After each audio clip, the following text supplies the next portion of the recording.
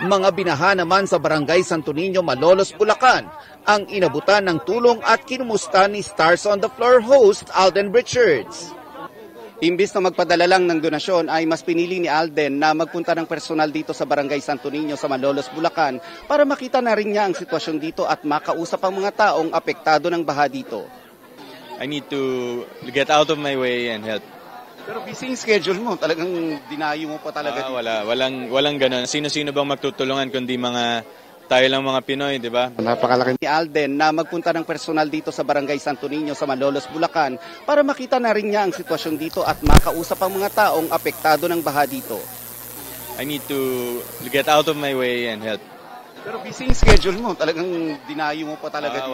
Walang ganun. Sino-sino bang magtutulungan kundi tayo lang mga Pinoy, di ba?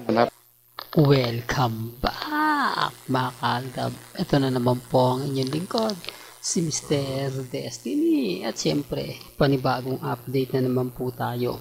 Panibagong mga kaganapan naman po patungkol kina Alden Richards at syempre kay Maine Polkerson.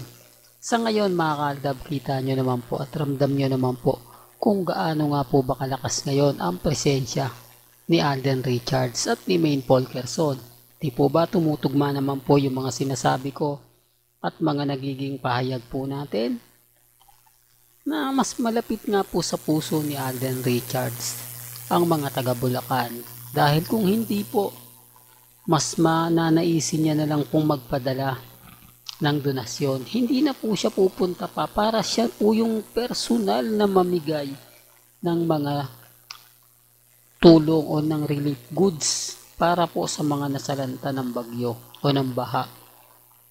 Kaya nakakagulat din po, di po ba, na may mga ganitong bagay-bagay na although namigay siya ng tulong sa Bulacan, sa Laguna, no daw tayo dyan, baka na naman yung mga basher ni Mr. Destiny mag-react. Hindi po.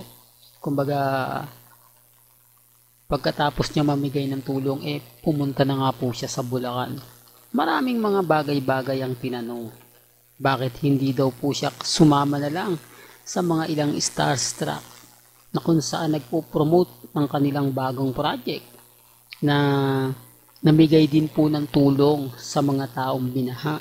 Bakit daw po mas malayo ang pinili ni Alden Richards kung ikukumpara mo nga naman po dito lang sa lugar ng Maynila, di po ba?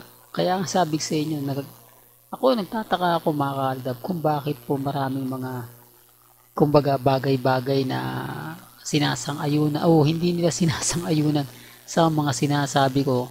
Dahil lang po ba Aldab Nation ako? Dahil lang po ba yung mga ina-update ko talagang para kay Mengay at kay Alden? O kaya ang sabi ko sa inyo, paano ko nalalaman yung mga ganyan?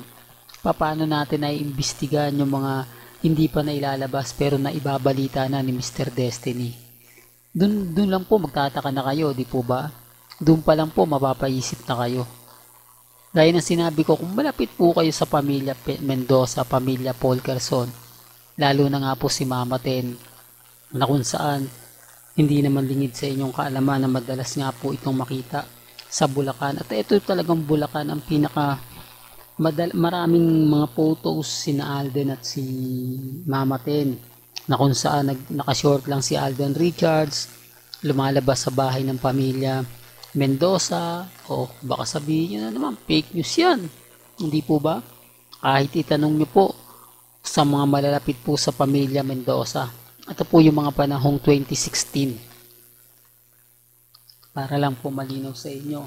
Para lang po alam po ninyo, kasi kung sasabihin na naman po nila na kailangan mo maglabas ng resibo at ebidensya, eto na lang po yung sample. Di po ba?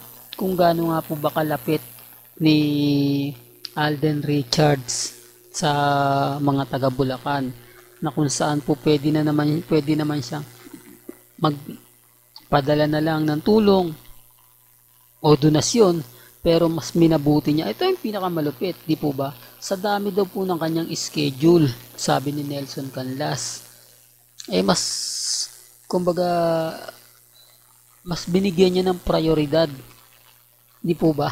O doon pa lang po mapapaisip na kayo, doon pa lang po masasabi nyo na parang tama nga si Mr. Destiny. Parang may punto nga si Mr. Destiny. Pero hindi ako namimilit. Sabi ko nga po sa inyo, may kanya-kanya tayong pananaw at opinion. Masaya na po ako dahil malay nyo, di po ba, itong si Alden Richards po, diretso papunta sa bahay na pinagawa nila ni Maine Paul Carson. Obsession na naman yan. Ako, Mr. Destiny. Kaya pala dinadahan-dahan mo Ayaw mo mabigla itong magagalaitin na naman. Totoo naman po magkasama sila Mengay at si Alden. Di po ba? Na mamimigay ng mga relief goods para po. At bakit nga po nagmamadali rin si Alden Richards? Saan nga po ba ang punta ni Alden Richards? Di po ba? Pero gaya ng mga sinasabi nila, pahayag nila, okay lang po yan. Ang basher naman po natin, hindi naman po yan tatahimik agad-agad. Kahit na alam po nila, ito nga lang po sinasabi ko, kahit alam na po nila na si Mr. Destiny o ang channel ni Mr. Destiny ay para lang kila Mengay at kay Alden, bibisita at bibisita rin po siya. Di po ba? Alden loves Maine nga po Alanganin ibalita ko po yung cut din. Alanganin ibalita ko yung Armin. Di po ba? Bakit hindi na lang gumawa yung iba ng YouTube channel na ang pangalan Armin, ang pangalan Kat din. Para alam nila kung saan sila lulugar. Para alam nila kung saan sila pupunta.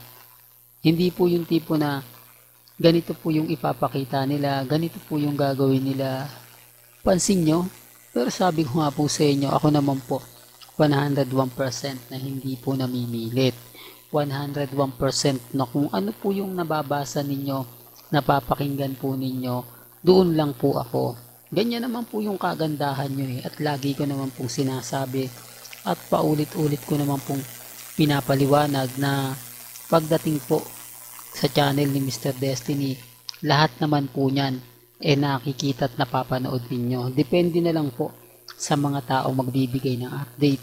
Depende na naman po sa mga taong kumbaga magre-react at magko-komento. Ang importante lang naman po sa akin, di po ba, magkasama si Mengay at si Richard Paul Carson at si Baby Teo. Yun lang naman po yung gusto nating makita, mapanood, at talagang umamin na nga po ang dalawa. Ito nga pong panahon ng 2025 talagang umaayon at pumapabor nga po sa Aldab Nation.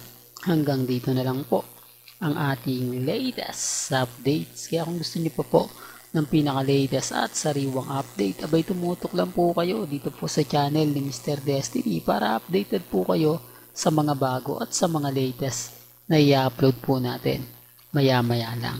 Hanggang sa muli, salamat po sa panonood at pakikinig.